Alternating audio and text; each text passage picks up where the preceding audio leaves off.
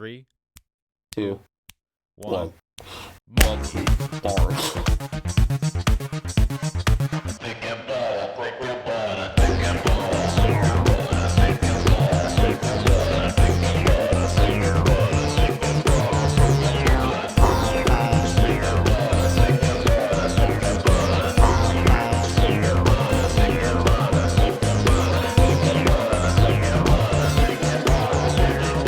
Hello, everybody. Welcome back to the podcast.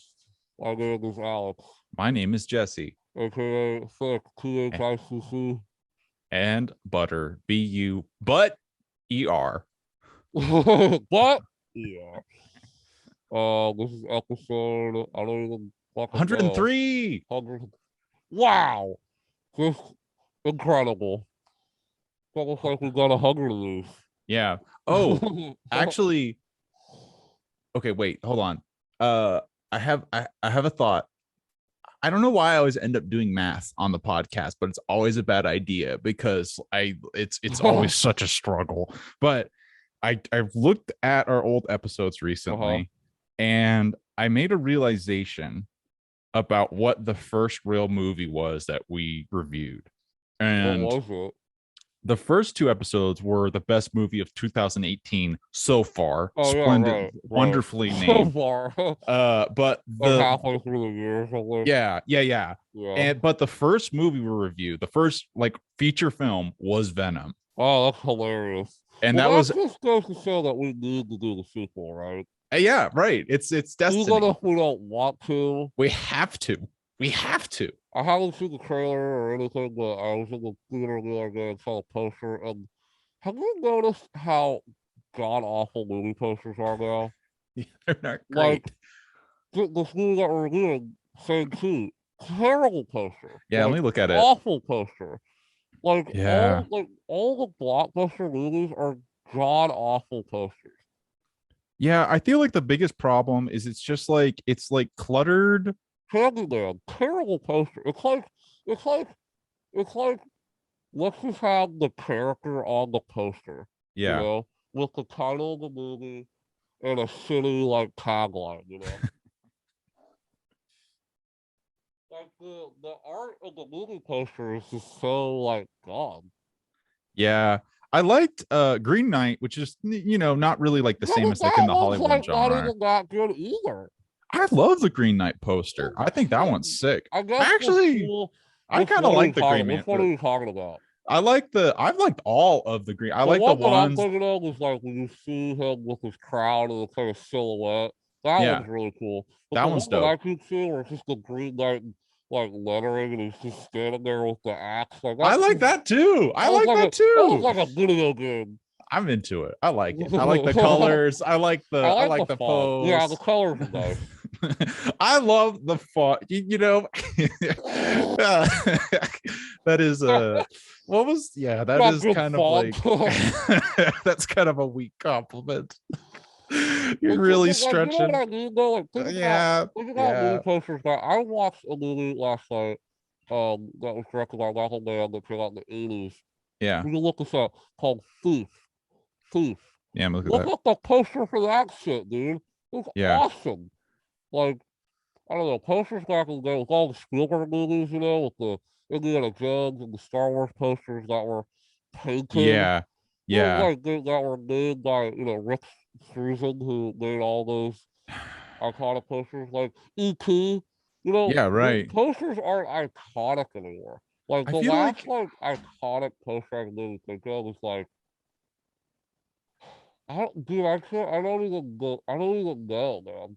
Yeah. Know. Well, the Green Knight was the most recent one in memory for me that was like so striking that made me want to see the movie. But I feel like but I think that's really important what you just said. Back then, I believe trailers weren't necessarily a big deal. I might be wrong. Trailers probably weren't. I don't know. I actually don't know. The difference. The difference. Posters were probably a bigger deal. Yes, because that's theater, like, oh, I want to see that movie. Well, now, the other thing, you see a trailer while you're watching. sitting while you're watching, while you're waiting for another movie. Exactly. It's like the poster. This is what I was kind of thinking about, because the poster is kind of turned into like almost like this obligatory thing Yeah, now, like because it needs to doesn't, happen. it's Yeah, just like, well, I could just watch the trailer. But like right. back before we had like the mobile phones, like you could only see trailers in the movie theaters, really. Right. I think And I don't even know. yeah, I Really. don't really know either. But like Yeah. posters, you could post everywhere. You see Yeah. them like down your stop, like you're walking A through lot town, of you see a yeah, movie exactly poster or right. something. Yeah. It was But it's not as amazing. It important was just anymore. billboards. It was like a big Yeah. uh I guess more thought went into the artwork. Same with video games too though. Like you look at video game cover art, Yeah. it's terrible. It might be worse Yeah. than movie posters. Yeah. It's just like a guy with gun. Like Yeah. Bioshock Infinite. Bioshock Infinite is an incredible game.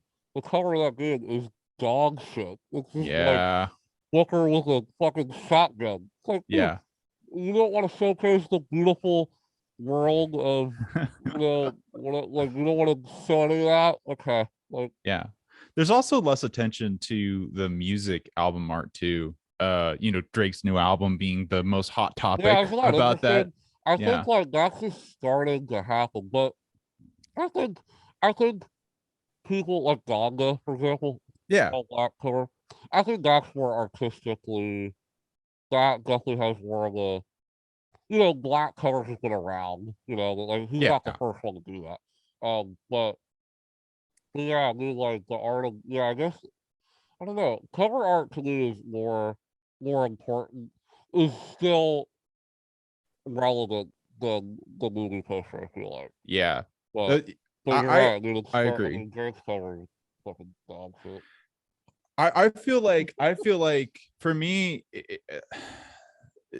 album art is an interesting character, because for me, like the album art of something is something that I have like a kind of, I love what's album the art. what's the name of like the thing with where you see colors when you hear stuff? You know what I'm Oh synesthesia? yeah. Is that what it's Uh, called?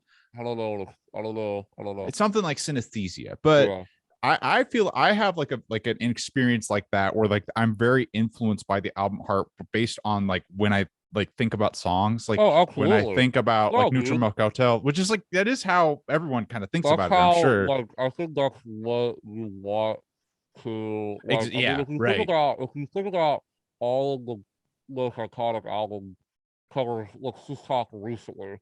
The Flower Boy cover, for example, which I think is probably one of the most iconic album covers of the last, 10 years. Um, it literally, like we were saying, that's what the music sounds like. Yeah, Like it sounds that summery kind of feeling that album, the sound palette of that album has. yeah, Like that, and same with Igor. If you look at the yeah. Igor, um, I think Igor might even be better I than agree. the Firewall. I Looks agree. perfectly, just that black and white image of Tyler looking the way it is, that like kind of that. I'm looking at it right now, but that jagged. It's almost like a scrapbook almost, and we just put it on there, and Yeah, that's what kind of that album feels like, Like it feels like you can't really describe it. It's just you look at that album cover, you listen to Igor, you're like, yeah, this is the world of the album. yeah, yeah. I And yeah, I think the album cover is so goddamn important because it's the first thing that you see when you listen to music, and it's an image that is associated to the album that you're listening to. I think it's like really, really important. yeah. Um, Yeah, yeah. I and I really hope I that artists don't lose sight of that. And I I don't really think that they are, Well, but what I think, what just occurred to me is, unlike the movie poster, which is kind of becoming archaic in a way in what it in its mhm, function in advertising, like the function of it is not as useful anymore, yeah, potentially. With an album art, though, I could see where it's not, there is still like a really important function to it for advertising and the experience of it, because people are still like really into it, and not just like a niche kind of, I'm obsessed with this way. It's like right, this adds to the musical experience. But I could see album art, which it already has, changing more and more to yeah, be more absolutely, fitting towards like the internet platform, because I hmm can imagine things like really yeah, intricate and detailed album art not really being as effective anymore because we're watching it on so much smaller screens. So I mean, I guess that you can make that argument with the Certified Lover Boy cover. I mean, while I think it is so awful, I mean, like if I'm looking at it as like a like not, cause I'm listening to the album, I fucking hated it. But anyway, uh, like if you without the music in mind, I guess it would be kind of a more like an interesting cover in terms of what you're talking about, maybe like the internet age and kind of the minimal aspect to it, and like the emoji art, which is kind of, I think it's garbage modern art. Like it's really bad. I just think it's gonna be dated in like 5 years. Like, yeah, um, so I thought it. I mean, I think Drake is gonna regret that cover like pretty aggressively. yeah, Because I just like, because if you look at his, I'm not a huge Drake fan, but his album covers are pretty like his early albums like Take Care and Nothing Was the Same. Those are iconic album covers. Like you may not like the album or not, but they're iconic album covers. And like Certified Lover Boy, I guess it will be memorable. Memorable to point. It's definitely yeah, definitely memorable, but it might be looked at as ridiculous, you know? yeah. It It's already is interesting. ridiculous, but Right. It's interesting with music because, unlike with film, which is a visual medium, music is an auditory medium. And when you're talking about stuff, usually Fantano, for example, Fantano's talking about music, but he always has the album art as a visual representation oh of yeah, what he's talking yeah, about. And that's kind of like an important piece with it. It's just like that's because we're like primarily visual yeah. creatures. When we're talking about music, it's kind of important to have that visual piece to Oh my identify god, the it's music so we're talking important. about. Like So, I can name so many albums that I love that, like Blonde. I think Blonde, mhm, like the album cover for that is it's so indicative of what that album feels like and to listen to. But there's album covers that come out now that are just like the artist, just a cool picture of the artist. You know, yeah, I'm way more into like the boldness of like a blog or Ganda, for example, the boldness to just have a black cover or have just a image. You know, yeah, maybe an odd image.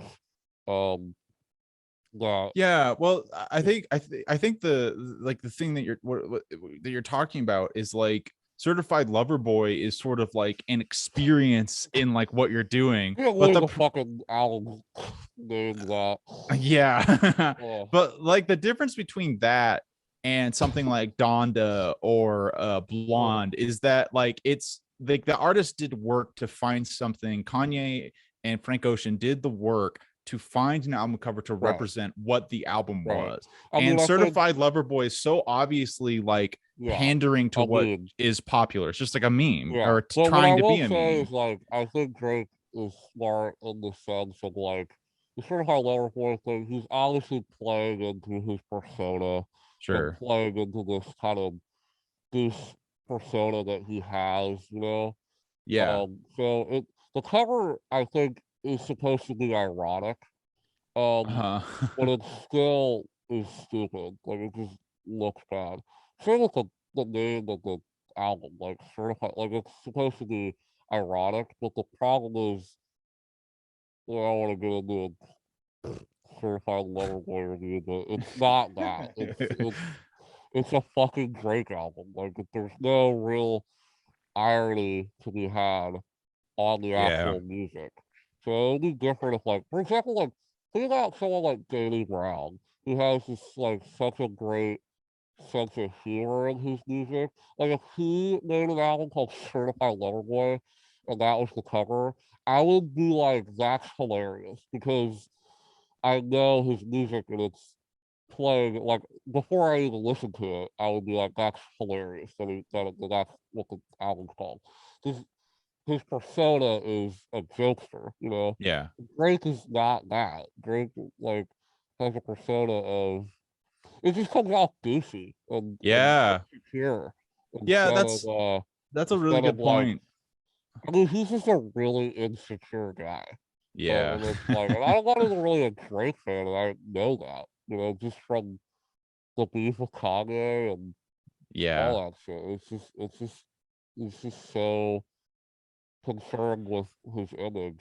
It's interesting how we can, that's like a really fascinating point, because I think you're really 100% correct, because you can take the same information. It's not that the album, yes, the album art for Certified Lover Boy is kind of is the closest thing to objectively bad that you can get. Mm-hmm. But like there's a lot of like stuff like album art, like the Microphones album, like the Glowing. That's an like Yeah, technically that's a bad drawing, right? It's a sure. not Yeah, professional drawing, right. but it's a great album cover. It's a Yeah, so amazing of an album right. cover. So it's not that like that has no business being an album cover. It's just like that doesn't belong in our art Yeah, form to have like something like that. It's just that yeah. it's more that, well, Drake's a bitch, so it sucks.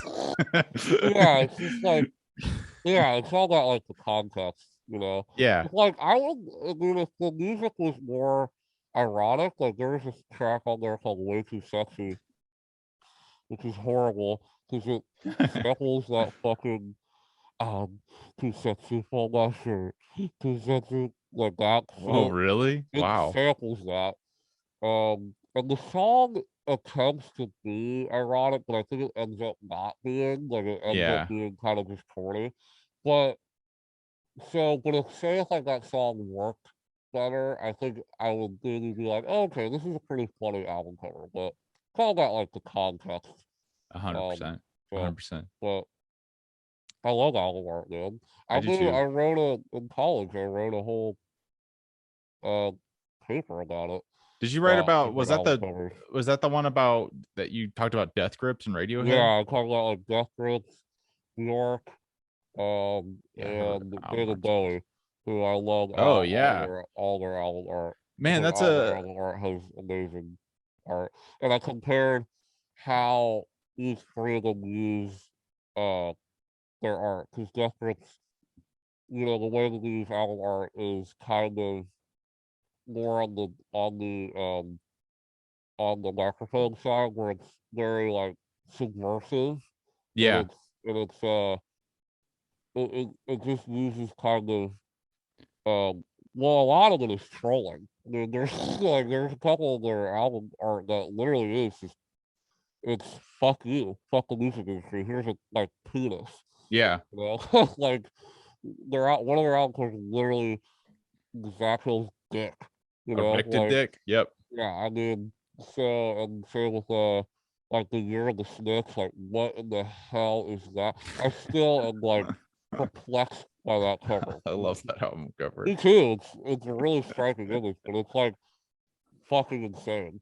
Yeah. Um, The thing that's another great example in Death Grips. Death Grips is so excellent with that, because it's that same kind of quality of like memeing and sort of using trash and not caring about it. yeah, But at the end of the day, you also know that Death Grips do care a lot, a because the lot. album art works really well with the Yeah. music. Like there's a lot of intention behind Well, it. It also like works.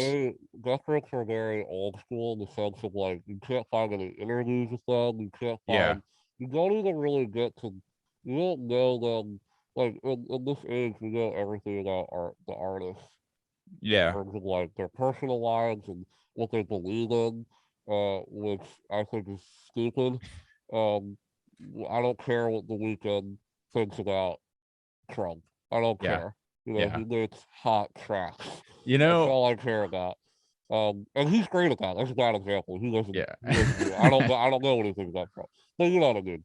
Yeah. Um, To but, that point, this is kind of a transition, but I there was this I got sidetracked. There's this one person who's a conjoined twin. It's these two women sisters. They are conjoined twins, so they have like two heads, and yeah, they have like two internal systems and stuff. And they're 22 years old, and they've survived, and they're having like this full life. And it's like, that's amazing. I want to know more about this. yeah, And I was investigating this, and I was like getting curious. It's just like, what is like their personal life like? Like, can they have relationships? And I was like investigating this, and they got to a point that where they're just saying it's just like, oh, that's too personal. And I was like, my first reaction was like indignation. It's just like, but I want to know. And then I yeah. like Well, thought yeah, again, and I yeah, was like, what the fuck am I talking about? It's like, No, I why mean, would it be appropriate at all for me to know the right, personal life right, of this this 22 right, year old girl? It's like, that's right, her personal business. But right. I was like, what the fuck? I want to know Yeah. what, like, No, yeah. what is her life like? Yeah, It's yeah. so weird. I think, we want to know what lives are like of interesting people, Right. and artists are interesting people, So that's why they're famous. Yeah, but it's like, if those girls didn't have like the, the discipline or like the comfort Yeah, in themselves to say, I'm not talking about that, they could have gotten in a really shitty situation where they just like yeah, had all this uncomfortable personal info. That's exactly. happened Right, over and over again with all of these people that right. don't have experience of like just saying, it's like, no, fuck off, don't talk to, I'm not talking about that. Yeah, exactly. Yeah, I don't know how we even started talking about that. Oh, album arts and Yeah. celebrities and things. So wait, I also think music videos are really important. I think yeah, maybe the music videos like kind of lost as well, where I don't yeah. really think that. I mean, I don't know. I think like definitely in the 80s and stuff, it was a bigger deal. Yeah. It Well, was like MTV and stuff. Yeah, right. MTV was like the thing that really made it Yeah, so mainstream. and like music videos still blow up today. Yeah. But I think the last one that really like I felt like made a mark in terms of like a video was like "This Is America." Yep. Like when that came out, it was like you gotta see the video. The song's dope. You gotta see the video. You Yeah. know, I've even heard people say that like they didn't even like the song that much, which I think right? is insane. I think that I song's think that's dope as fuck. insane too. Yeah, But people said that all the time. It's like, I didn't right. really like the song, but the Video is cool. video, Right, dude. right. Yeah, I mean, so that's cool in its own right. Yeah. We make something that almost transcends the music, and it's Yeah. just like this like piece of art. That's kind of what Thriller was for a lot of Yeah. people. Right. And Right. Thriller's a great song, but the video is just fucking it's, it's Thriller. It's awesome. It's Yeah. super iconic and amazing. I feel I don't know. I guess I don't really watch a lot of music videos, so I can't say that. But I like, don't think a lot of people do. yeah, and it's one of those things where it's just like, I don't know. Sean, actually, what's up, Sean? He said something that was cool because he was talking about like, if he was like, he would listen to a song, and if he's not connecting to it, he would go and watch the music video, which I think Yeah, is a really smart thing to do, because getting that visual perspective can really help you kind of, again, click yeah. and figure out like how to wrap your brain like Well, I around think it, or that it's how. another example of creating the world of the album and the music.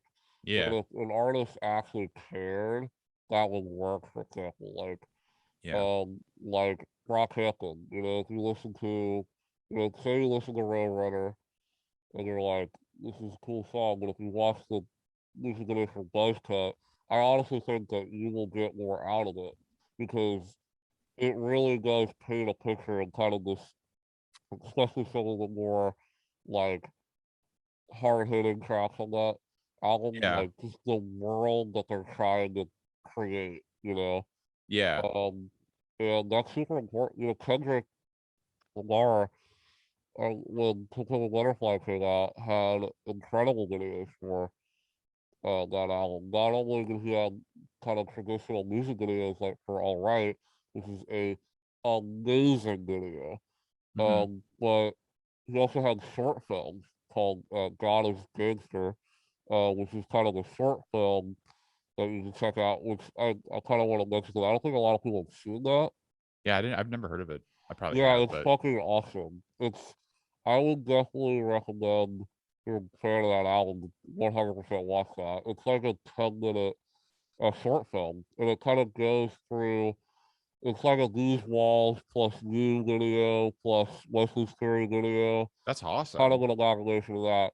And he made it to kind of represent, the visual aspect of the album. Yeah. Um, Yeah. and that's super cool, but I think a lot of artists don't do that. But I also like Charlie XCX has put out a song called Good Ones, which I thought was like, okay. The video is awesome. The video is Yeah. fucking crazy.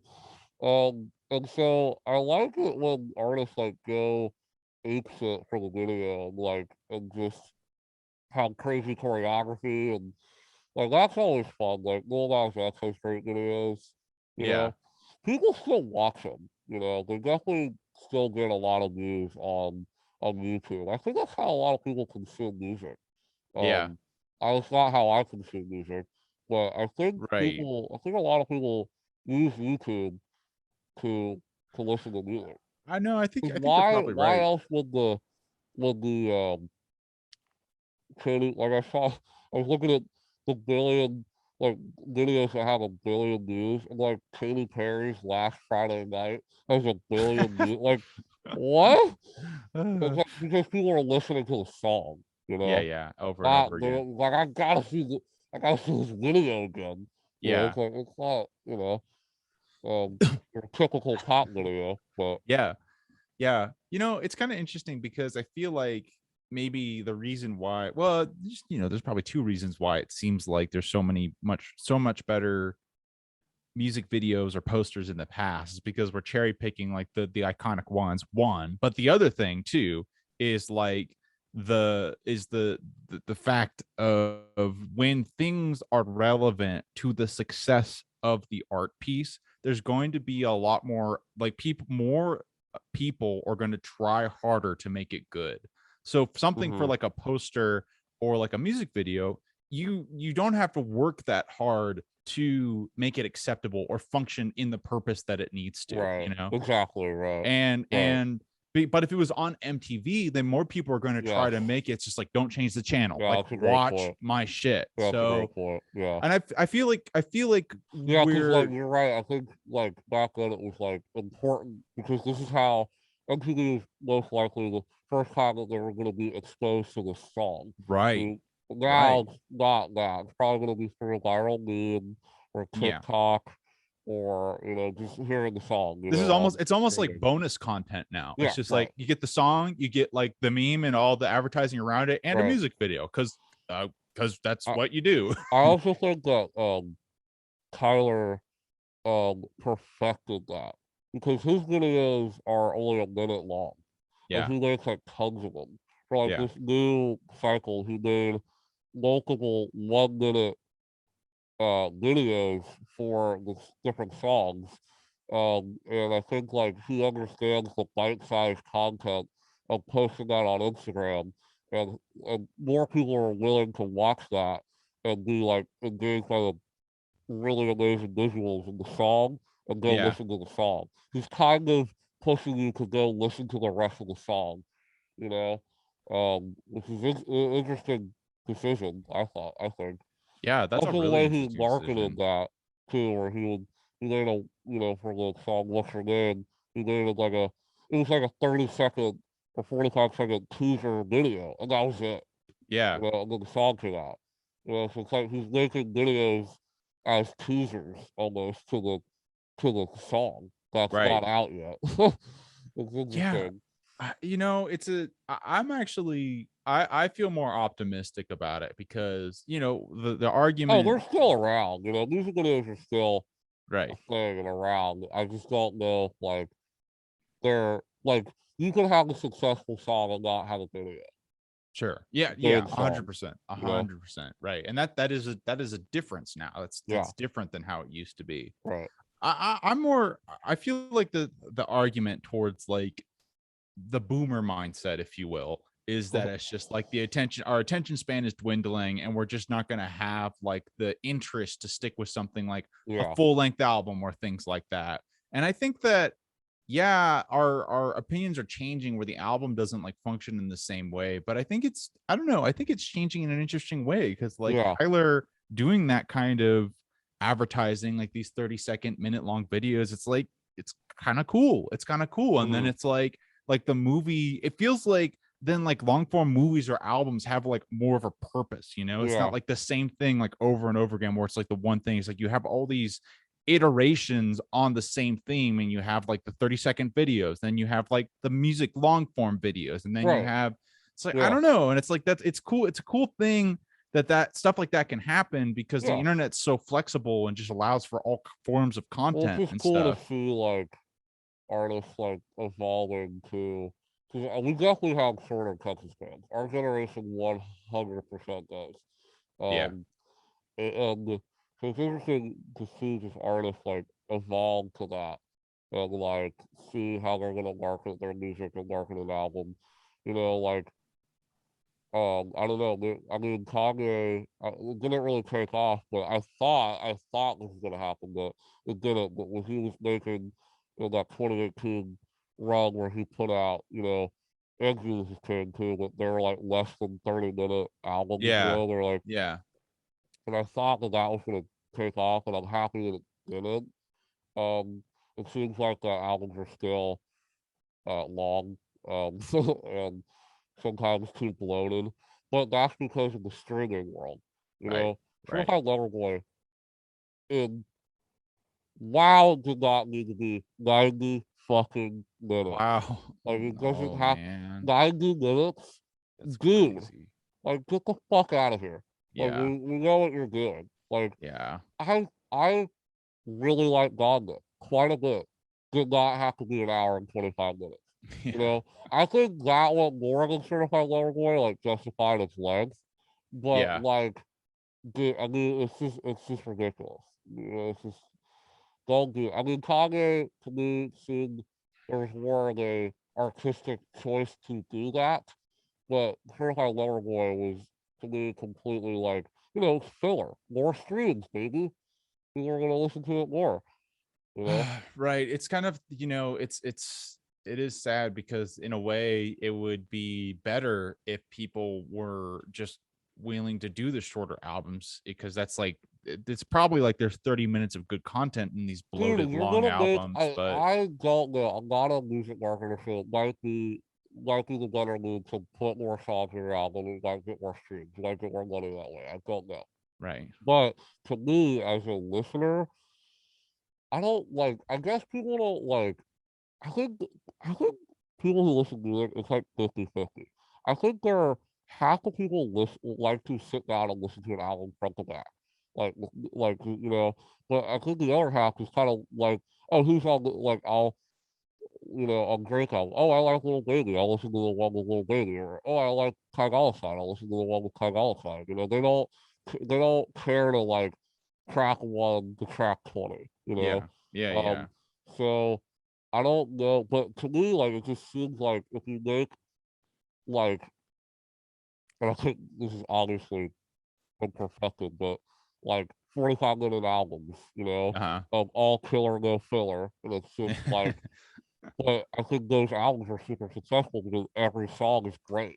Every Yeah, song is everyone great, will want to and you listen to want to it. go from start to finish. Yeah. I think that's what Kanye is like experimenting with like the Daytona and the like. How short can we make an album? You Yeah. know, like can Yeah. we make it like 7 tracks? That's it. And some work better than others. Tootsie Ghost completely felt like a cohesive album, but yeah, did definitely feel too short. Yeah. Yeah. Daytona I thought was definitely all killer, but I definitely wanted more. Yeah. But it was an interesting experiment to see if like, and I don't know. I don't know how much money Pusha T made off that album or how many streams that album got. I don't know if it worked or not.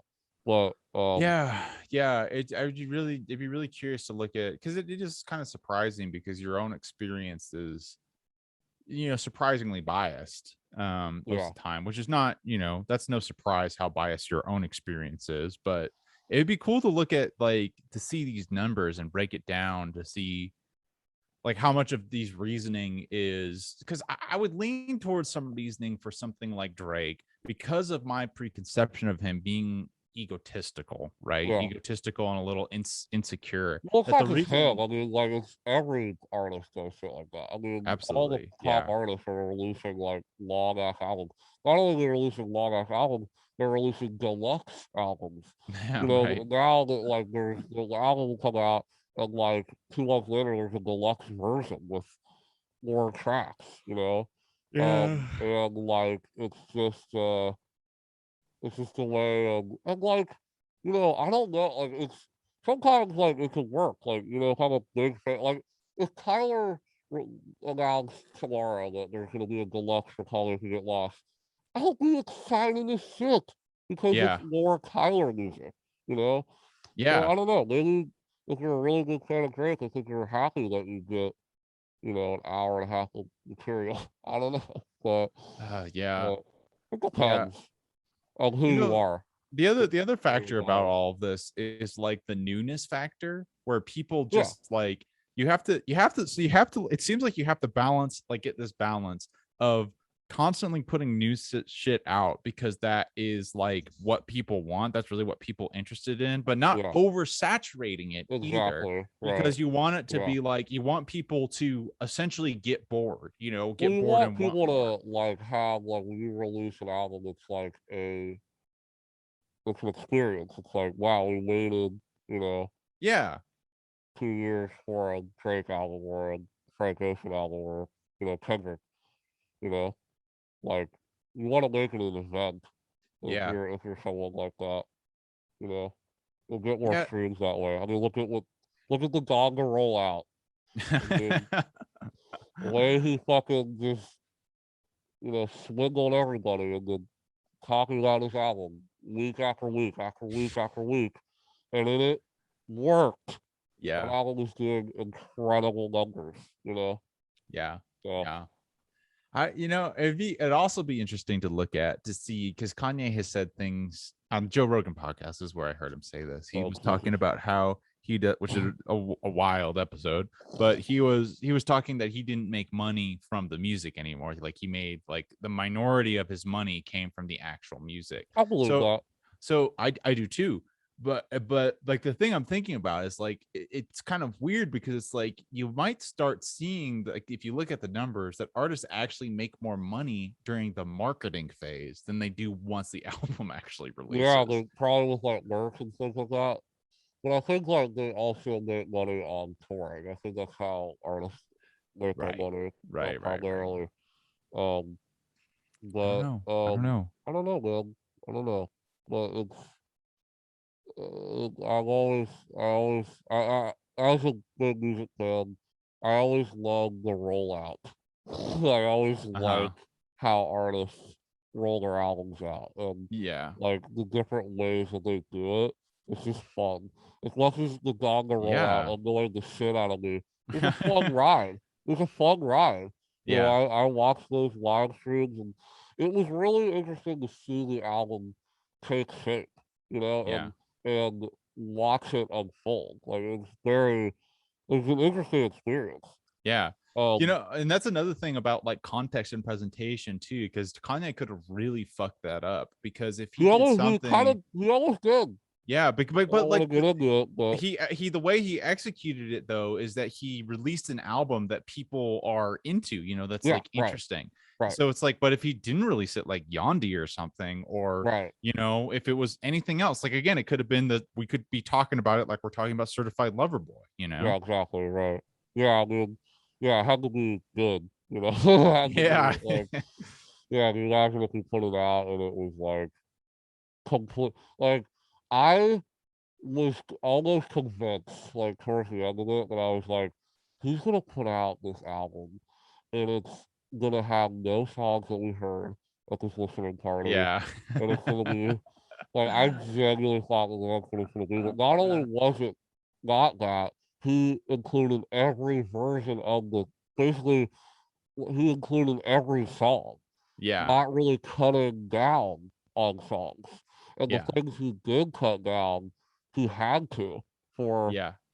reasons like a feature didn't want to be censored for Andre 3000, for example. Yeah. But like, Andre 3000 was on like the listing parties, but not the album. well, he wasn't in the listening parties. There's a track called "Life of the Party" Yeah. that you heard, I think, at one of the listening parties. Um, but uh Drake, the whole story, but Drake and Kanye have a beef, Right. and this, I've heard a little bit about this. and Drake leaked "Life of the Party" featuring Andre 3000, Uh, which is a really funny thing because that song is phenomenal. Like, yeah. and I don't know why Drake would leak a song that's. I think Nolan said this. He release the song better than most of the songs on your album. Like I don't understand why you do that. But yeah, Andre 3000 came out and made a statement. He's an angel, the human being. And he came out and was like, "Hey, just want to let you guys know that like you know, I Kanye being a weirdo. It's a censored album. Like Yeah. Ganda is censored. I don't know if he told future artists or even himself when he was recording the album because there's a lot of like he there's a lot of verses where Kanye is cussing and it's cut out, and you're like, dude, like, all right.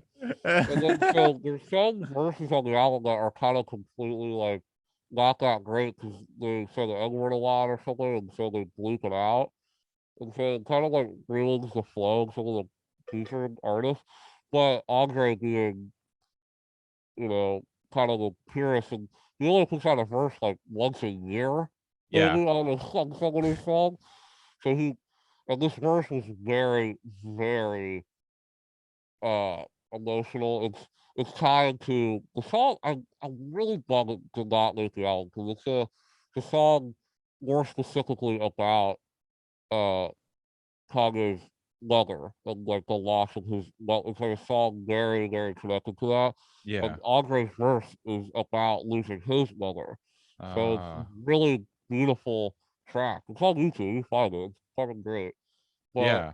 uh Andre's verse is censored and he didn't like it to be censored. Yeah. He felt like it took away from The his impact. verse. Yeah. Yeah. Yeah, and so he was like, "Hey, I don't really want this to be on the album in an uncensored version." Yeah. So he came out and said that's why it wasn't on Donda. Um, Yeah. but uh, yeah. So I mean, even like Kanye, like it seemed like that he even like there were songs on the cutting room floor, but even then there were 24 tracks, 24 core tracks. Yeah. I remember waking up and being like, "There's 27 songs. Like, what the fuck?" Granted, they're like part twos, the other versions of the songs, but Yeah. But still, like, I mean, they're still main songs. but Yeah, yeah, that's crazy. that was shocking. Coming from a bunch of 20-minute, 30-minute albums. Like, here's an hour and a half album. That's Kanye though. That is Kanye. Yep. Well, should we talk about Shang-Chi? Switch to Yeah, dude. Shang-Chi. We're kind of the podcast is sort of morphing a lot. There's a lot of episodes now where like the first half is music and the second half is movies. Yeah. That makes sense. Which is cool. I mean, it's what those are like the two things we like. Yeah, exactly. uh But yeah, so this is the full title of the movie is Shang-Chi and the Legend of the Ten Rings, correct? yeah, yeah, Okay. yeah. Yeah, so that's the title of the movie, the new Marvel picture. Um, Picture. I have not seen Black Widow, so this is my first Marvel movie back in the theater since Spider-Man. Same for me. Um, and I like my I didn't know like anything about this movie. Like I remember when it was like announced like years ago, and I completely even like forgot that it was even like a thing. And then like I remember seeing the one trailer and being like, that looks like okay, like Mm-hmm. whatever. Forgot about it. And then it came out. It was starting to come out. I was like, oh yeah, like that's a Marvel movie that's coming out. I Yeah. have no idea who Shang-Chi is. I don't know who these 10 rings are. I had it's not that I wasn't looking forward to seeing it. It was I had like zero. Like I was like I have no idea what this is, and I don't even know who's in it. Yeah. Like I didn't Yeah. even like Yeah. look up like any. I just was like, yeah, okay. Um, and so that's how I kind of went into this movie. Was like expectations literally at like zero. Like not Yeah. excited to see it, just like neutral. Like let's see what this is. Yeah. Yeah. I was like pleasantly surprised by this movie. Like, I think that this is one of my one of my favorite standalone Marvel movies in quite some time. Like, it is pretty cool, and it's pretty unique in the Marvel Cinematic Universe. There's things about it that are not that are like major problems with this movie that we'll obviously get into, but like for the most part, I was really surprised of how much I enjoyed this and Yeah. how like cool Shang Chi as a character is. And I'm actually looking forward a lot to his involvement in the MCU later. And the 10 rings, the post credit scene is really fucking cool, and how the kind of the rings are going to be maybe incorporated in this next phase of Marvel, whatever is going to go on. Yeah. That's pretty cool.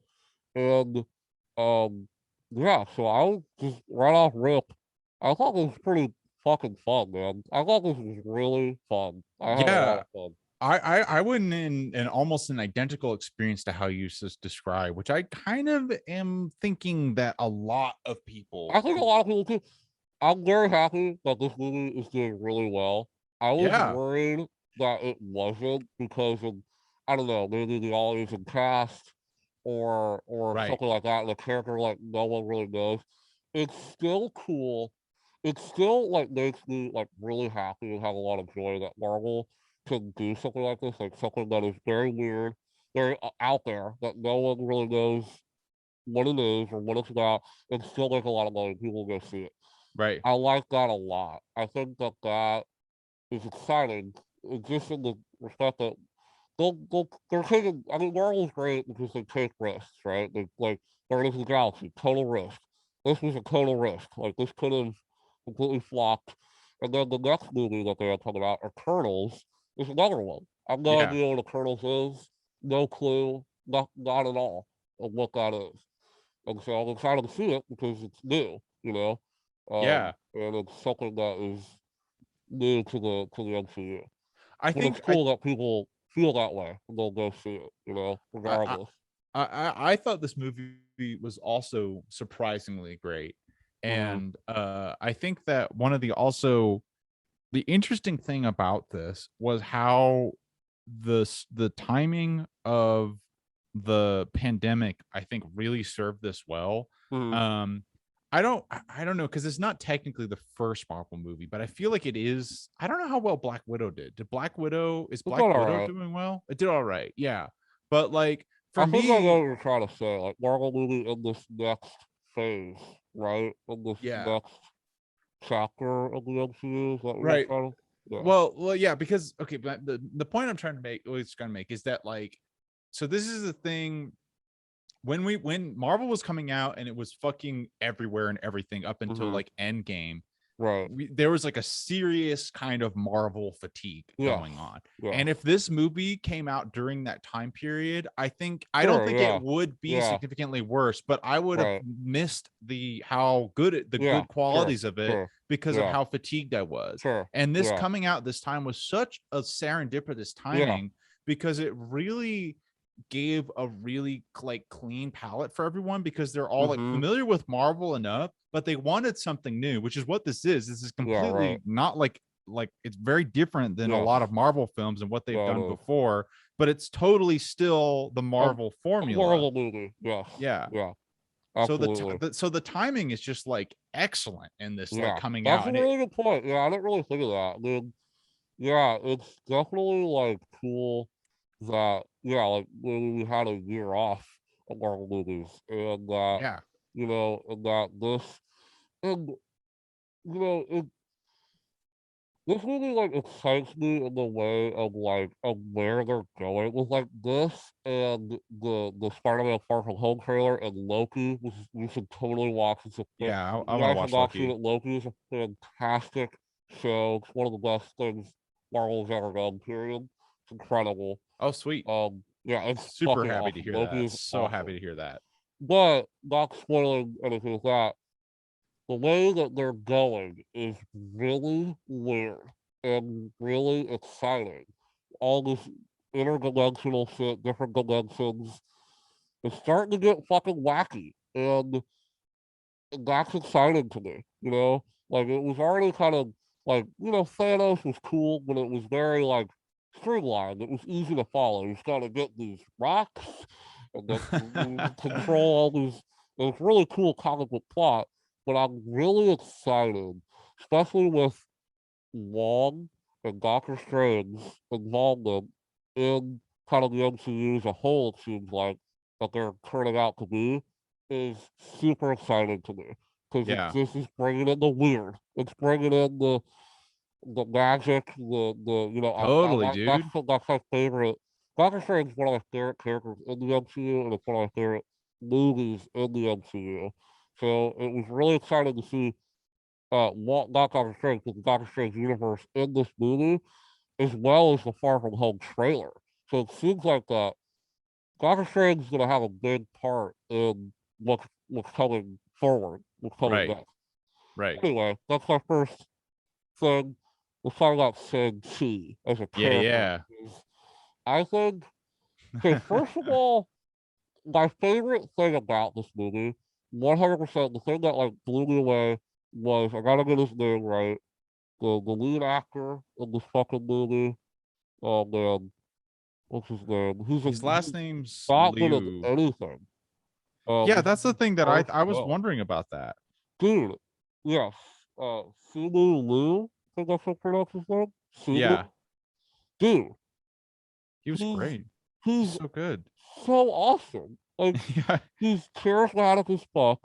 Dude, he's he's like a star. Like I can see this guy being in tons of different movies and stuff, and it's just cool to see like a new kind of Asian, movie star yeah, that right. I just was watching unfold in front of me.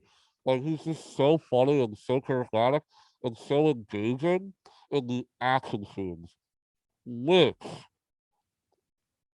I have not liked a Marvel movie for the action since like this much since like Winter Soldier. Like Yeah, the action of this movie is awesome, and it is exactly what I fucking want out of like like a Marvel movie. It's like my favorite Marvel movies are the ones that are over the top and kind of ridiculous and fantastical and insane.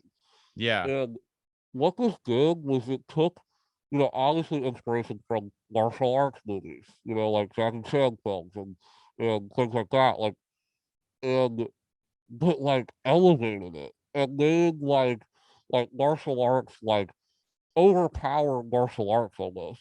And yeah, part of this reminded me of my favorite parts of like Crouching Tiger, Hidden Dragon, like stuff like yeah. that. Who the actress, one of the big Yes, actors yeah, from that, she's in this exactly, yeah, movie. right. And yeah, the action scenes are so much fun to watch. Like Yeah, they are so engaging, and how like just the rings were incorporated in those scenes, and how the rings like before I saw this, I was like, I didn't even think about like the rings. I was like, what the hell are these rings? Pretty fucking cool, apparently. These things are sick. Like the action with all of the father, the villain zoo, yeah, like all the stuff that he was doing with them.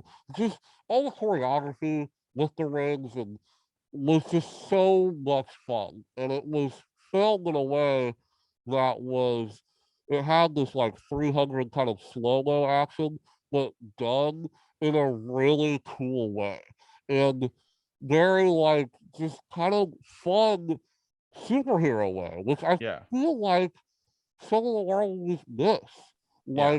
Like Captain Marvel and some of these lesser Marvel movies, they just don't really take into account kind of, I don't know, just over the top action that you could go with these types of films. You know what I mean? You know what I'm No, trying to dude. say? No, dude. I am 100%. I'm 100% feeling that, and I think that like to put more words to what you're describing, I thought what was really cool about the action, which was really the highlight for me too, in addition to how strong the characters were, Yeah, was yeah, yeah. because one of the things I don't like about some Marvel movies, kind of going in a direction before talking about this point, anyways, is that sometimes there's like really good characters, but there's a disconnect because like in Captain Marvel, I actually Mhm. really like the story and the setting Sure. and like the whole Yeah. idea of Captain Marvel, but there's such a disconnect in the way the action is filmed, that Yeah. it's like Right. it makes it's just kind of lame to me that And it's I just think like I the wish the disconnect action is was better. sometimes like Captain Marvel is Superman. Like she's fucking crazy. She's Yeah. super powerful. And like you just don't really get the sense with that, with her, some of the scenes in that movie. It just felt like they were just replicating, you know, the Captain America action. Well, yeah, and I feel like the other thing too that's really cool about Shang-Chi is that Shang-Chi has this idea of like it's the characters are characterized through their fighting too. Like Uh-huh. Shang-Chi Yeah. has a way that he fights, his Right. sister has a way that he fights, which is Yeah. how White Winter Soldier's so good because there's Yeah. personality in the fight scenes. With Winter But Soldier and yeah, yeah, Bucky and yeah, Steve. but Yeah. like and also like the cinematography is really good. It's nice, still very Hong Kong action Yes. film Yeah, inspired exactly, right. cinematography It so looks that great. you can see what's That's happening. another Like thing. It's like some of our movies don't have color, man. This movie has right, like color. It looks like yeah, really nice to look at, and it just has like, it falls in the trappings of what most of them do, with like maybe too much CGI, especially CGI environments towards the end of the film. But I think it 100%. kind of, maybe I would compare this to like Wakanda, like just the kind of the other, the kind of hidden world, almost. Yeah, yeah, that's Um, true. and but I think that this movie did a pretty good job with the CGI, especially with like just the end sequences. But it's still, that's something that I wish that they maybe abandoned a little bit, is that maybe like just combining real environments with CGI better. Because Yeah, sometimes it just feels like that you're watching it like they're in a giant blue room. right, And that's more towards the end of the film. Like most of it is not like that. You right, have these incredible, like the train sequence, for example, which or the bus sequence, which yeah, is phenomenal, amazing. Amazing. so cool, it's so So good. great, it's Dude, so great. I love that scene. I I mean, loved it too. I immediately, when I saw that scene, I was like, I turned to my friend, I was like, this movie is sick.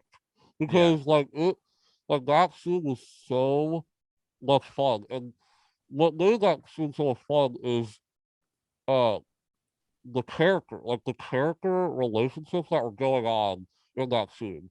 And Aquafina, who I'm a pretty big fan, when Aquafina is good, I find her to be really funny. uh-huh, And she's also a really good actress. If you haven't seen The Farewell, she's really, really good in that movie. Um, Dude, I found her character to be super fun and really funny in this movie. And her relationship with Shang-Chi, I thought was incredibly sweet. And they could have made it yeah, like, and I love that it wasn't romantic. It I do was just too. I love friends. that. I love And that. their chemistry was, but like it was off the charts. Yeah. Like the beginning of this movie, seeing them kind of, just be kind of these kind of like, ballet, they just work ballet and they just love to enjoy their life and just, Yeah. are kind of just don't really have any aspirations in life. Um, but like I just love their chemistry, and during that bus sequence when he reveals himself of who he is, it's revealing to the audience who he is too. Because I didn't really know, like, that's one of the things that I love for myself watching this, that I didn't see any trailers. So I didn't know what I thought that he was gonna like at some point in the movie train, to be Yeah. Shang-Chi. But that came out of nowhere. Yeah. Like that just came out of like, Right. oh Right. It shit, hit like really he good. It hit already really is good. like this badass dude. So it works in the sense of like the audience discovering how much of a badass this guy is, but also his best friend realizing how much of a badass he is, which is a major part. Their relationship is, I would argue, the core of the movie, one of them, you know, as Yeah. well as obviously the family drama. No, Um, yeah, no, uh, yeah, you're right. And I feel like it's an important aspect, specifically with that bus scene, because the other scene that I think was but fucking phenomenal was the scene when they're on the scaffolding on the oh building. my god, yeah, it's incredible, Mind-blowingly good scene. Which incredible. again, we can link to figure out like why is this so good? Great cinematography, idea for good choreography, and a Yes, really cool setting with yeah, good right, characters exactly, too. But right, like yeah. honestly, What do you you care about? like that's and it's like That's Marvel. so That's yeah. Marvel in a fucking nutshell. You know, it's just like that's the formula that makes these movies work so well. Yeah. You know, But like and so like the situation with the scaffolding, what you were talking about, like that film, okay, so the new thing, so that's the scene with the scaffolding has a really awesome like evolution of like the relationship between Awkwafina and yeah, Shang Chi, because there's like this tension here of her like falling off and like yeah, Shang-Chi trying to right, get to them like through that. So that's a yeah, really great like bonding of their relationship. But the other thing about that scene, which I think is another real strength of his character, is how he keeps getting like beat up and like failing and stuff. Like right, when he fights his exactly, sister, right, he right, loses to his sister. right, When right, he's on that scaffolding, he keeps getting like knocked down and he keeps right, fucking up. He drops Aquafina and his sister right, has to save her and stuff, exactly, which I right, think is a real cool thing about like this movie is that yeah, he's super badass. Like in the bus scene, he's super badass, but he's yeah, also believable because he keeps getting hits and is kind right. of like still figuring himself out and trying And to get his feet right. that's action hero 101. I mean, Right. like I think that like if you look at arguably one of the greatest action movies of all time, Die Hard. You know, if you just take that as a blueprint, Bruce Willis is he, he is he keeps you know losing. He loses all those fights in the movie until the end. You Yeah. know, and that builds character. It makes him more relatable. It makes him more um, like a real person, not a Right. superhero. What was funny is until the end of this film, like the end, I turned to my friend and I was like, this isn't really like a superhero movie. Right. Like, Right. it's more of a martial arts movie. Honestly, it Um, is. Yeah. but until the end when he gets the rings and he's like, oh, this guy, he's a superhero. Like, this Yeah. dude is crazy. Um, but before that, it was just kind of this fantasy martial arts movie, which was Yeah. really refreshing. Um, because you know, And also on that note, it's also interesting because there are superhero presence from the beginning of the movie in the mom and the dad character right, because they have superhuman powers, right, but Shang-Chi doesn't get them until the end, which is exactly, actually right, a really cool like rite of passage sort of like right, evolution for him to really they really hold it off in the beginning where they're really letting the dad be the super villain yeah, and for that to for that superness to be passed on at the end of yeah. the movie, which And I is also think cool. that while think that I think that the villain of this movie is one of the most interesting and compelling villains Marvel has had in a long time. I still think there's some like issues with how I think it's just like more like towards like how the ending happens and more like how that relationship plays out. It's very like cliche and I found a lot of like comparisons to Black Panther in this movie. Like there's a Mm, lot of like similar plot points that happen in this that happen in Black Panther. Um, which is like not here or there. It's just that that was there are aspects of this movie that did feel like, all right, this is Marvel shit. You know, this is like typical Marvel stuff, and I have to kind of sit through this. You know, um, but like I think that it was just a really interesting decision to have his father be the villain and his father be this like really fascinating character. Like I could yes. watch a whole movie just on that guy because Right. think about the lives he lived, you know. Um, You can keep talking. Yeah, I'm really glad you brought that up because I think that is sort of, so maybe we can kind of transition to talking more about the problematic things about that and dissecting Yeah. that, because I have a lot of things. I do have a lot of problems, I guess, with this movie. Overall, I think it's great, Yeah. and I will want to watch it again because it's really fun to watch. Mhm. But the father character is interesting because it's one of like the unique and cool things about the movie, but also like the core problem, primarily in Mhm. how, and I agree with you in how it kind of like resolves and stuff. For me, the father character and that actor, who's another Oh, like he's icon from awesome. Hong Kong, like Awesome. legend Yeah. films, it's a fantastic performance. But the problem with it is that the character to me was still like too shallow and lacking, because the Mhm. idea was so cool and it worked really well, but they just didn't get into it enough, because they Do you didn't get think like being. do you think that's maybe because this character is so old? He's lived like hundreds of years. Like he's like 400 years old or something. Thousand And years old. He's a oh, he's thousand years older than old. that, yeah. Like so there's an element of detachment that the character had to almost like, that was kind of the main issue when he lost, his wife, his mother. He basically got detached from almost all life and basically wanted to put everything in his power to get her back somehow. Yeah. And with that, he just became kind of a character that was almost larger than life. It was almost like very hard to even develop him as a character because he had so much history, Yeah. that it was I almost like, or do you have a problem with just the relationship he had with Shang Chi and that wasn't developed as well as it could have? I think the problem specifically is that it wasn't convincing enough that he would want to steamroll this town. Like the problem Yes, it's the problem. I totally agree with you. It's his motivation that doesn't work. Yeah, It's like the whole time I was like I was very confused. Yeah, I was confused. I think I was just lost in translation. Like, I think that, like, I honestly just don't really know why he wanted to destroy the town.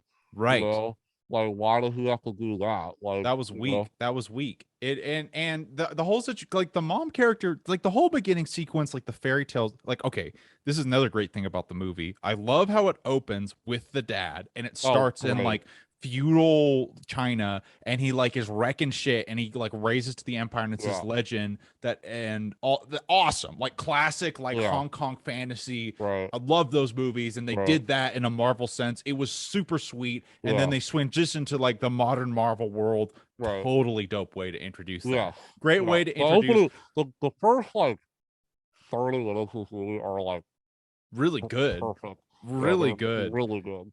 But They but just like stand out. but the problem that I had is that like I was totally into it, but then as soon as like the mom said like I fell for this guy and stuff, and then Hmm. like what we saw is that he went back to like being a douchebag, it's just like, okay, so Yeah, you're telling me that he grew, but he obviously didn't. He yeah. obviously didn't through like the parent thing, and that was like So maybe that that whole was, yeah. that was like not convincing enough to Hmm. me, and the Sure, mom yeah. just being like a great person, and the dad and him being totally in love with her to be convinced enough, and that like the monster, which was not developed at all and completely uninteresting and probably should have just been removed from the Oh, that film. like dark world thing. Yeah, like that was like totally Yeah, as irrelevant much and as not I interesting. loved the fucking like I that this agree. movie I ended with a agree. dragon fight. A kaiju, it Uh was a kaiju yeah, fight like a at the end. kaiju fight. Yeah, like that was like, that to me felt like very I had zero like emotional investment if in you that. compare this to Wakanda, for example, like that Yeah. what is this world even called? Like the Tao Lao. okay, it's not very developed. Like Right. as something like Wakanda, for example, that felt like an actual kind of community, and you could Yeah. either like feel like you knew like what the threats were in this world and stuff like that. Actually, exactly. This like was like it didn't really. I wish that that part of the movies were developed and where his mother came from, because to me it just felt like, what is this? Like, Yeah. is it is why is this hard to find? Yeah. Oh, Yeah, well, right. it's really hard to find because of the news, Right. but which was an awesome scene. I love how they I got love that. there. Looked like the whole news sequence was cool.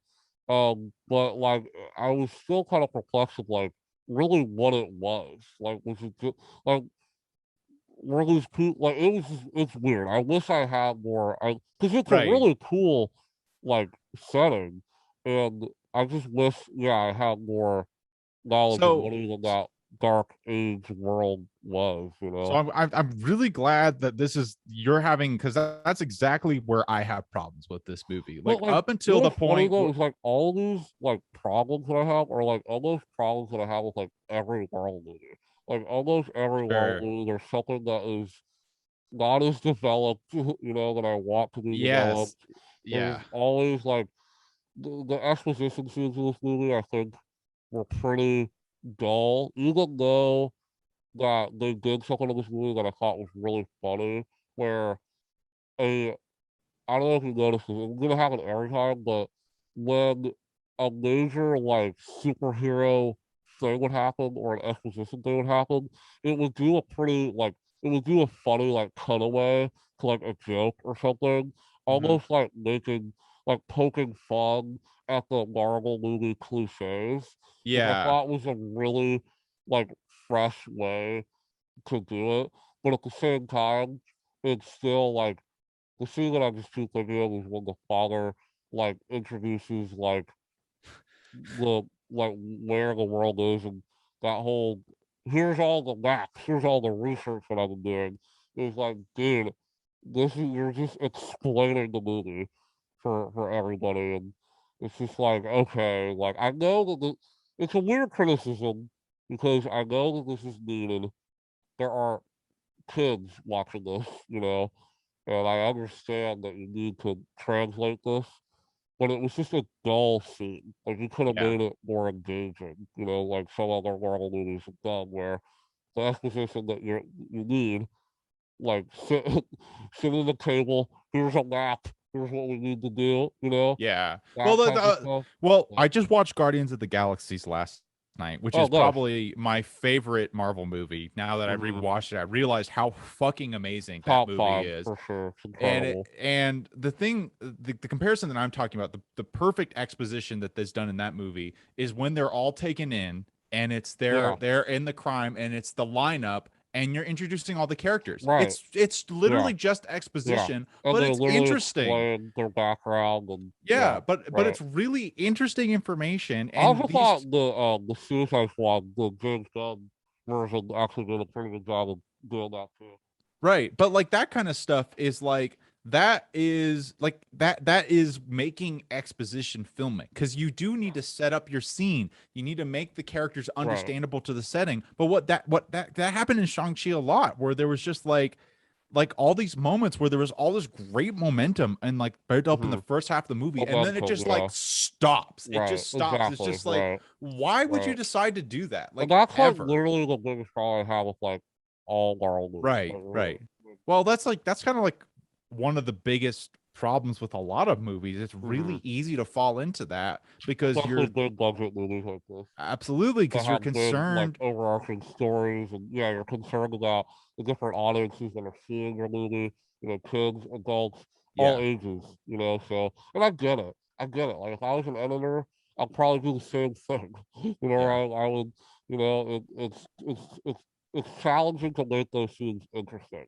yeah. Um, but The um, other thing I thought was a pretty big problem with it for the second half of the movie is that like I was pretty bored like once they got to like the village. Like the yeah, fight scenes were cool, but like my emotional investment and like the tension of it like dropped really low. yeah. Like for the whole like second half of the movie. But it was still enjoyable, which is For like me, a it lot of picked up. kudos. It picked up when one of the weirdest things, like in a Marvel movie in a long time, and I couldn't believe that they did this, was the Ben Kingsley character, uh, the Oh, Mandarin, yeah, yeah. who shows up as me. I loved him. Dude, well, it's amazing, but holy crap, what a deep cut! Um, what a deep cut! Um, in my opinion, Iron Man 3 is one of the worst Marvel movies. I really do not like Iron Man 3. Um, and for this movie to connect to Iron Man 3 was the last thing that I thought was going to happen. Yeah, But the connection I thought was really cool. I How agree. I the loved villain, it. like, how it explains the whole Mandarin aspect and stuff like that. And Doug Kingsley showing up still as prisoner, as this, actor, was amazing. And he's so, it's Ben Kingsley. He's an he's an amazing actor. And he's funny as hell in this. He's so stupid, Yeah. and so it's so funny, and his relationship with the little creature, I thought was adorable. Yeah, Morris. Yeah, Morris was adorable. What a weird creature. I Um, loved it. I love I yeah, loved it so much. yeah, just That was adorable. that was honestly like that whole moment. It was really after like that he was such a good character. Yeah, he's great. I love that character so much. And Yeah, that he's whole great. dynamic was just like that's like what a side character should be. It like Yeah, adds something, it adds flavor to it, but it but doesn't I was detract just at blown away all. by how much that added to like the MCU and like how Exactly. That was weirdly that so connected. cool. But it was also bizarre because, like, dude, that is a deep cut. Like, Iron Man 3 came out 8 years ago. Yeah. Some kids who are seeing this are going to be perplexed of, like, who that is, Yeah. what that is. It's such a weird thing. Like, you have to almost see, like, have known what that was. Like, he's still Yeah. an entertaining character, but for that to make sense, like, you have to know, like, what happened at the end of Iron Man 3, Yeah. and who that character is. Yeah. So if you don't, it's weird. I think the strength of the character and what he He's functions still engaged, he's still because funny and but engaging. because the thing that that was smart about it is that the information of who he was relevant to the whole of Marvel, but the information it didn't matter who he was. The function he served in the story, Yeah, it right, didn't matter. He was just right, a guy who could talk to this creature that right, could right, get them to the right, town. exactly, right, That's all he functioned right, as. And it's right. like it was just Yeah, cool that he was not just some random dude because he yeah, could have been. right, He could have just exactly, been yeah, some right. random Some dude, prisoner, yeah, but he had like this awesome yeah, flavor to him and he was a great character on top of that. yeah, oh um man, so yeah, another thing that I thought was really a weakness about it was this overabundance of lame flashbacks in this last yeah. half of So the that was movie. like gonna be the next thing that I was gonna say, and that it's not. I don't think all the flashbacks are bad. I think it's when they decided to show some of them. I hate, like, this is just like a movie, like a problem I have with movies in general, like, that do this. I love the flashbacks of seeing Shang Chi train as a kid, and I like that stuff. I thought that was actually pretty important to the relationship he had with his dad, and like building that up, and like Yeah, how and his relationship with his sister, um, which was really interesting, and seeing kind of their life before, their mom died and things like that. I It was agree. when I understand when editors or directors do this to say it goes back to the fear that things will be lost in translation. Yes. But for example, like the end scene when his father's getting sucked, his soul's getting sucked out, and he's left again his rings. They give us a flash, like quick flashes to like scenes that we've seen before. And Exactly. we're like, Hate dude, that. I've been watching the movie. I Like, I hate that. understand that.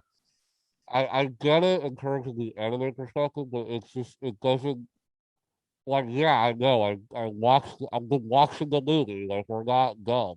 Yeah. Um and so, but yeah, I think at the end of the day, my problem is that there are too many of them. I think That that yeah. the ones that worked, and then but I feel like that there are too many, and that I did like that they were trying to edit them kind of through the film in like an interesting kind of way, rather than like one big giant little section where it's like the whole, the A whole flashback flashback yeah, sequence. yeah. Yeah. Um, So I appreciated that, but I think at some points that it didn't quite work. But yeah, that was my other major issue. But that's kind of Right. it for But me. the problem that I had with like the way that they did the flashbacks, because you're right, the flashbacks are important. They serve, there's a lot of important scenes, like the scenes of them training, and then the scene Yeah. of his dad like fucking like Oh, Godfather that was style great. going and fucking up those That was dudes. Like awesome. that Yeah. was awesome. That was sick. It was really Or important to kind of feeling his trauma. I'm gonna say his yeah, trauma. the problem for me is that they did it in like the boringest part of the movie, like this middle section Yeah, where it right. was just Yeah, like they yeah. were just wandering around this Right, magical village and flashing back to like right, like right, shit that I've seen before, and it's just right. like I am Yeah, so unbelievably bored. Just yeah, like right. do something, make Yeah, something right. happen, like for Yeah, real. Stop showing me shit and yeah, just do something. So like that yeah. was the thing that was like that's like the agitating part about that is because of how good the idea was and the characters Hmm. were. It's just like there's no reason for this to have to slow down this much. Like this It's is just so there's interesting. just poor pacing in that regard. I think the second half definitely has some poor pacing, but I think the first half was like It's really good. fucking good, So fucking also good. actually commenting on the first half again, I wanted to talk about how I felt when they went to like the fighting ring that the sisters running, Yeah, and they show the Abomination fighting Wong. It's like, yeah, that's sick. And yeah, right. so one of the things I loved about Shang-Chi is how like they were so Wong, also just want to say, so happy that Wong is in this movie, and he was that great. Wong is awesome, and I'm Yeah, he's super so happy good. that he's gonna be. Seems like they're gonna give him more of a role Yeah, in the later films. I Which is fucking really love that exciting. actor. He's so goddamn Yeah, good. he's great. But in that scene, like it was so cool to me that Marvel has this confidence that we're familiar enough with like the language of Marvel and Hmm. superheroes and stuff, that it wasn't about introducing like going from like normal like New York to like Marvel New York. It's like, no, Right. we're already in the Marvel universe, baby. It's like we're Yeah, that's we're in it that's already. a really really good point. Is that this movie did have a? I think that was like what I was trying to get at earlier. Is that this has such a vibe, like more of the vibe of like you're watching a Marvel movie. You know, it Yeah. has more of like a feeling that it's not trying to be as maybe grounded as some other films try to be. Like Guardians, for example, is like very much like we're having fun here. We're not trying to Yeah, be. yeah, yeah, yeah. You know, I don't know. It just had the vibe of this felt to me more um engaging and more cinematic than some other Marvel movies. And I think Yeah, that's like just through style, the way that this film was yeah, shot. like compare this or this to this movie or Guardians to the first Thor, right? Right, It's like that movie right. was like introducing superhero into boring ass Yeah, black and white yeah, fucking world, and it yeah, right. was so boring like Yeah, right, relative to this. But like then like and that's why Thor Ragnarok works so much better, because right. it's just like A that colorful style, the world. Yeah, colorful right. Marvel experience, and Shang-Chi got that, they got that really right. But Yeah, it's not like the cool thing about Marvel is that like it's not it's not redundant. It doesn't feel yeah. redundant or overused. It's Somehow. just it's a style. Yeah, It's becoming right, a style or genre of itself, like right. the Marvel kind of the Marvel Which feel is to it cool. and stuff. And I think also that some of that movie I would talk is I thought this movie was really funny. There's some Yeah, really yeah, good humor in this. That you come to, like you were saying, like it comes to, as part of the Marvel experience is the Marvel humor. Um, Sometimes like I think the last few I mean Second Marvel I thought was pretty unfunny. Like there's been some misses that haven't worked, but I thought this was one of the this really made me laugh. There's some scenes in this that actually made me genuinely laugh. When yeah. like that bus scene when the dude's like twitch streaming and he's like Yeah, going that was into that was great. hilarious and he was like commentating over it. That was so good. And Aquafina's kind of while like I can't believe I like this. I usually don't like it movies when characters like the fish out of water thing when Yeah. they're put. But I thought Aquafina was hilarious, like the way that she was reacting to all these things, and I Yeah. just thought it was really like re- like fresh and funny, and Yeah. she just played it so well. Well, I think also actually on that point specifically, I thought they did a really interesting job of making it so that like Aquafina and Shang-Chi were both kind of like, what the fuck's going Right, on? that's a really And they good, had yeah, that's a like good they had point. like that duality of that sort of like duo experience where even though Shang-Chi had like more concept of it, he was still very much like this was his first foray into Yeah, this. You know, he right, didn't really know what was going on. right, And right. that's actually kudos to that actor because that's like a really subtle thing to have to do Mhm. to still be the charismatic superhero, but also be like a Yeah. dumb dolt on top of that No, and he. still I be mean, relatable. he's great. I He mean, was really good. I think we just scratched the surface. I mean, I think if they make, they're gonna make another one of these most likely, um, and and I don't know. They're legally they're. It seems to me that they're making him. He might be in Doctor Strange too. Yeah, it'd be They cool. That'd might be like really cool. they might. I don't know. It seems like that they might be introducing him because after see this, he's powerful. He is. These rings are not. They are something else. Yeah. They are something otherworldly, and so he and just that how he defeats the dragon at the end was fucking crazy. Uh-huh. So you're like, okay, this guy is pretty powerful. So I don't know, like, I hope that he. It seems like he might be a big role Yeah. in what they're doing.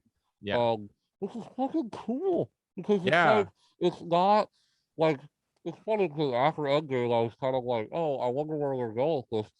I'm honestly excited because it's all these characters and I have no idea who they are. Like, Right. You know, you know that who was Spider-Man are, you know who, and it's just cool to see like Shang Chi, who's a really fucking cool character and just like a unique one. Like his powers are really, he's like this martial arts master, but he has these cool like rings that like he's able to like manipulate. We don't even know what the rings can really do. Like we gotta even scratch the surface of like what the power of them are. yeah. Yeah.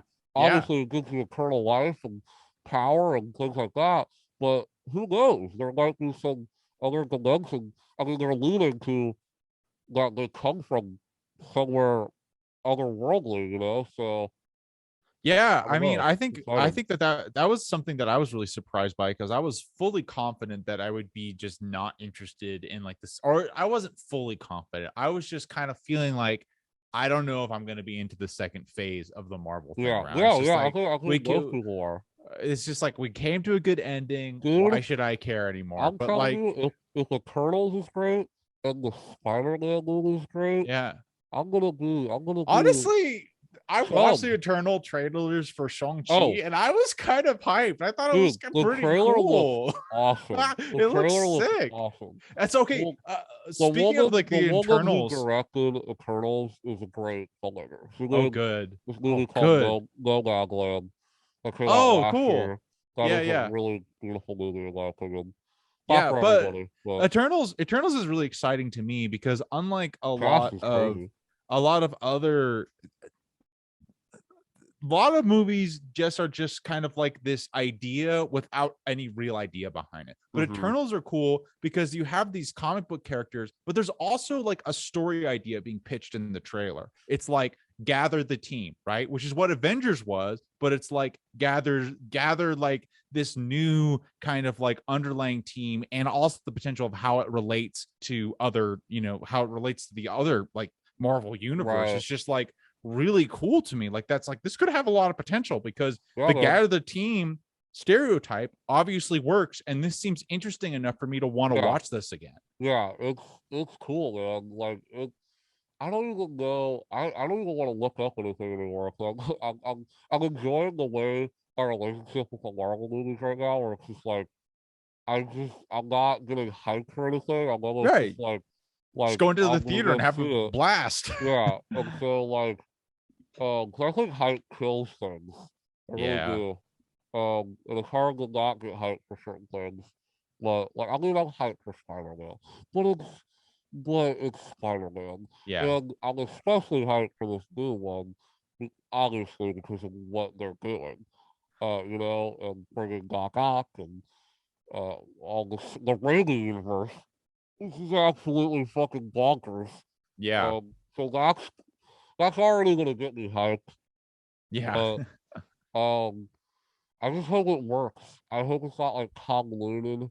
I hope I Yeah. I, I really want to see that and have the Raimi shit like work and not Right. be like. Right. Well, I have no reason not to doubt them, because they've been doing such a good job so far.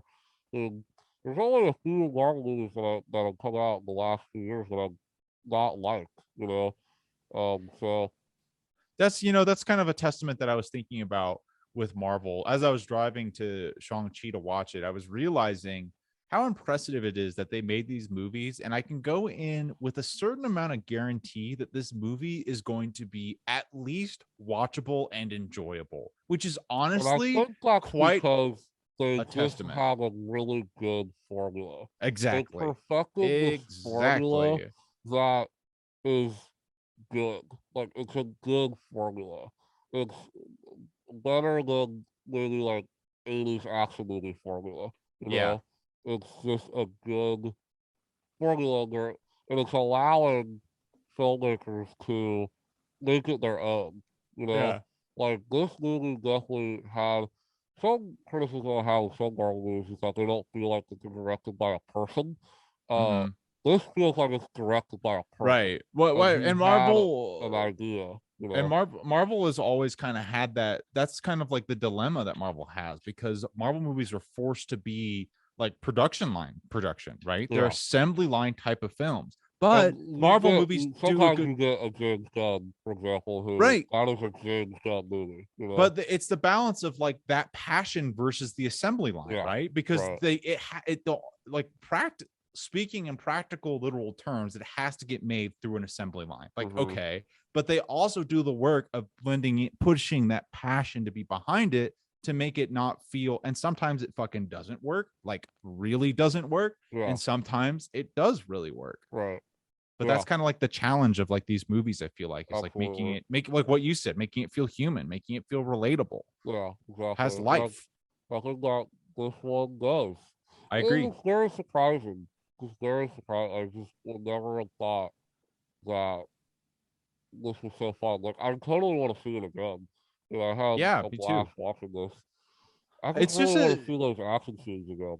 I know, It they're was so so good. amazing. It's just really nice to see a film that's like almost fully like Asian cast, Mm-hmm. that's not just a token piece. It's not like just I like a think that's token like Asian kind of film. by comparison to Black Panther and Right. how I think if I were to compare the movies, I think Black Panther is probably the most similar to this movie in terms of story and just kind of overall vibe. Um, and yeah, it's cool, man. It's cool that this had legit all Asian cast, Yeah, and it's really what was awesome. cool is like not only did it have an all Asian cast, it's embracing Chinese culture and doing things that maybe 10 years ago that we Marvel would have been scared to do. Yeah. And it's just cool that we're just getting more diverse, movies like this. What I Um, liked also about and Asian Shang-Chi. filmmaker. Right. Yes. Okay. I'm glad. I wasn't Yeah, sure about that, so I'm glad that yeah, that's the for case. sure, absolutely. But the thing that was I also really commend Shang-Chi for is how they presented like the Chinese qualities of like in culture in terms of literal Chinese culture, but Yeah, also in right. like film history and the way that they made Yeah. it. And it really made it feel like it wasn't appropriation to me. I don't know how an Oh Asian no. person would feel, Oh, I don't but think like so. for me, it was like a really refreshing to just see. It's just like this is a really invigorating and inspired way to include this stuff. And it wasn't just, I wish I could think of an example that's done bad, but it's not coming to mind. But oftentimes you see shit where when you do stuff like that, it just turns into like this superficial, Yeah. like appropriation of like Yeah. looks just to make it like Sure. look more flashy or interesting. But it's just like Yeah. so shallow, but this really, it had like a lot of substance and like that idea to it, which was They definitely took really care. cool. They took care of it. They didn't treat it like it was an afterthought. Like they treated it like it was part of the movie, as they should have. You know. Yeah. Yeah, man, this is a fun as shit movie. Pretty fucking exciting. Pretty exciting just in terms of, the future of the Marvel Cinematic Universe, which I never wanted. I just really didn't think I was gonna say. Yeah, I mean, yeah, me neither, dude. Shang Chi was gonna be the one that excited me from the future. I wish we could do a test where we could like rewind time and playlist when all the other Marvel movies are coming out and see how like people would talk about it. I'm really curious about it. Did you like the post credit scene?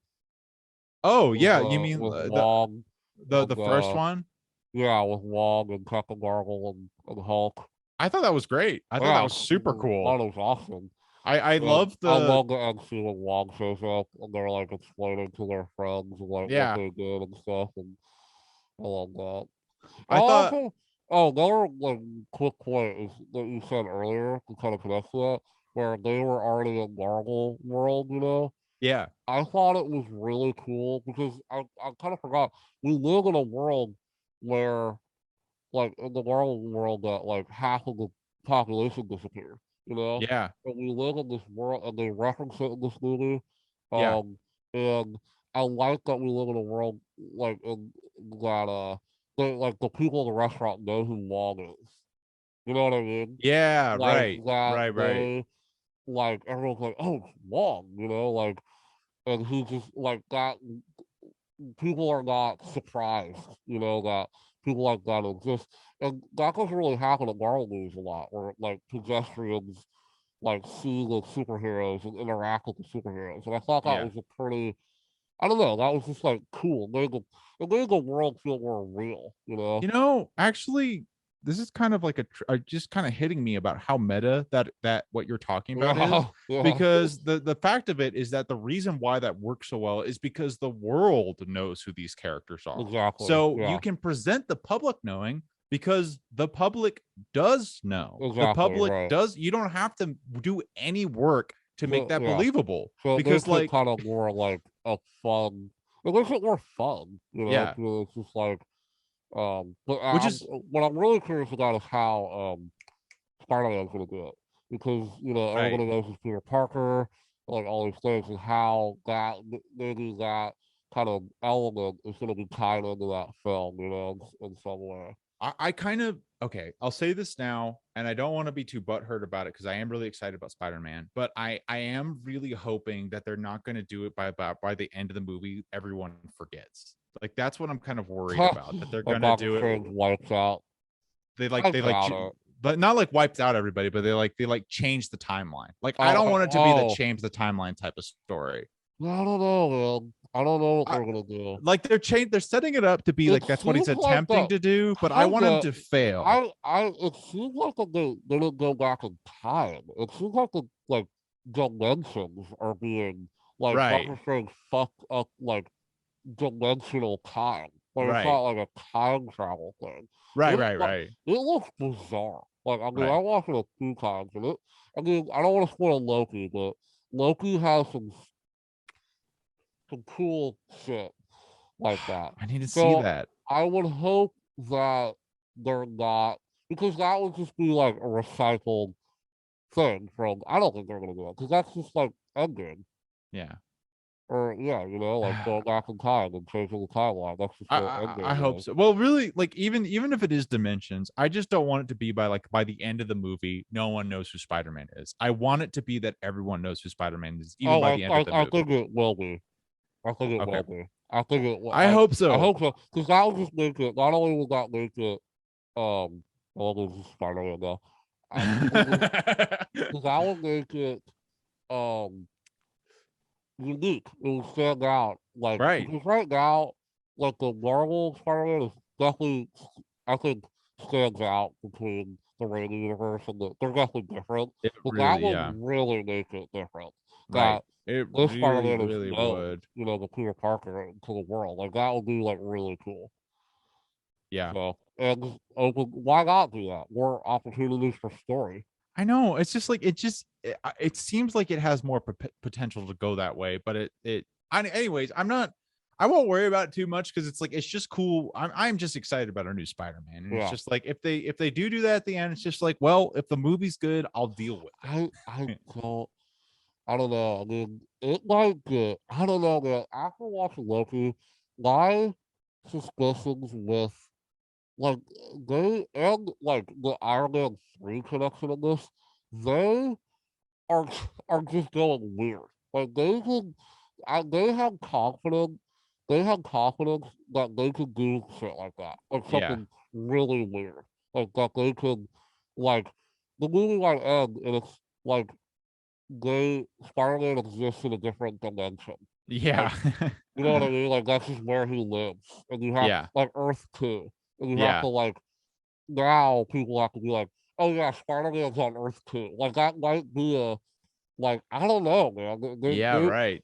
Right. They're going towards this route. Same with Wandavision that it, they are experimenting with just the idea of different, dimensions, different worlds that exist within the same world.